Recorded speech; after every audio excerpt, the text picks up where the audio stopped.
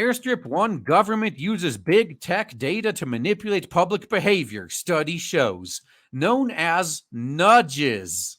One of Obama's czars actually made a book called Nudge, where they talk exactly about this very topic. But we're crazy conspiracy theorists for bringing it up.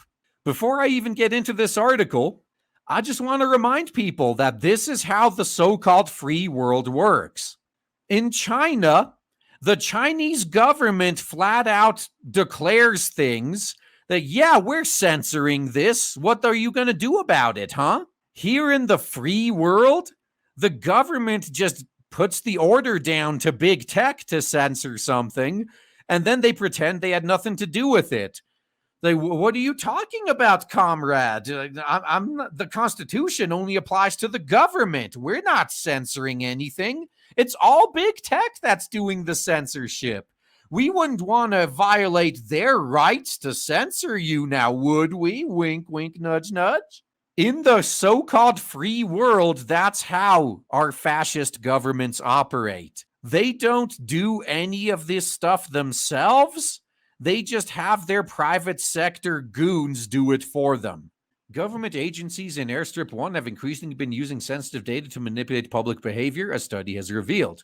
This invasive government influence of public behavior has been fueled by the massive personal data collected by big tech platforms.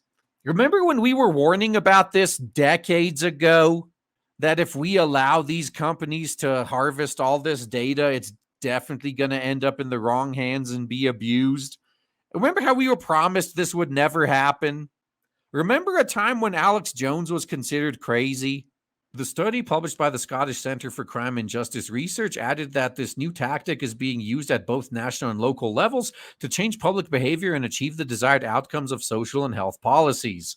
So the government is using big tech and social media to spread misinformation and do propaganda. Is anyone actually surprised by this? I mean, you guys listening probably aren't, but I bet there's a lot of useful idiots out there who would make up excuses for this.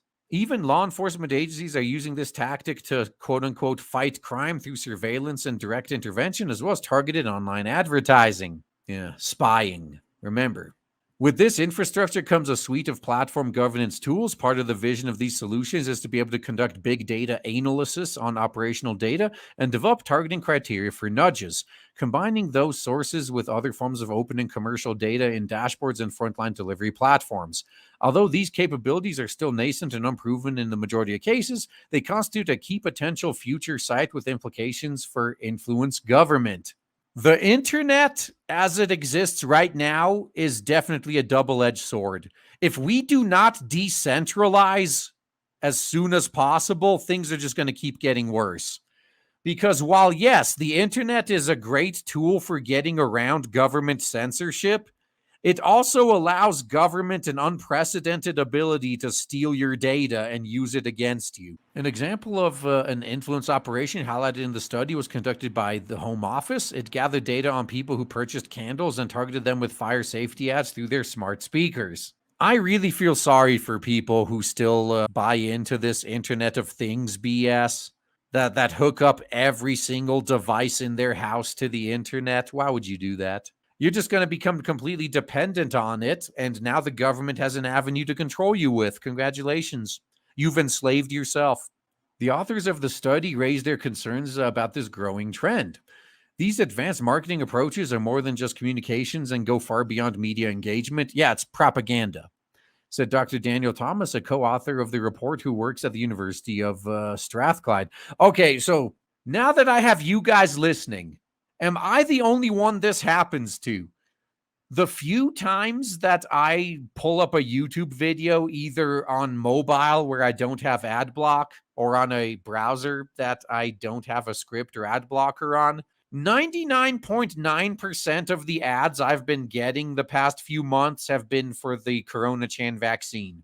Is this happening to everybody, or am I being targeted for my beliefs? Our research suggests that there are frontline policy interventions and need to be seen as such, subject to the same public debate, scrutiny, and accountability as other such policies. Privacy advocacy group Privacy International expressed its shock and described the trend as intrusive and harmful. The group added that it had evidence of the collection of personal data from women who have just given birth and users of mental health websites, which it then shared with third parties without their knowledge. This sensitive information can then be combined with other information in order to build profiles of people and target them with adverts and messages online. Oh, you mean literally what Facebook has been doing since its inception? You guys just now are discovering this? Whatever. It is shocking that the government is buying into this practice, knowing full well the harms. Oh, God, you idiots.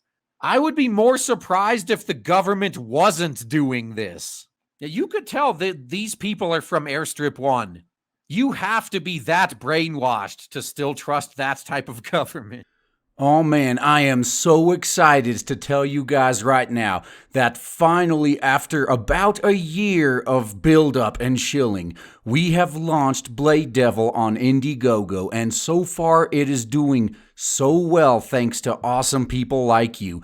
If you haven't backed it yet, then please check the links in the description and check out Blade Devil on Indiegogo. You will not be disappointed.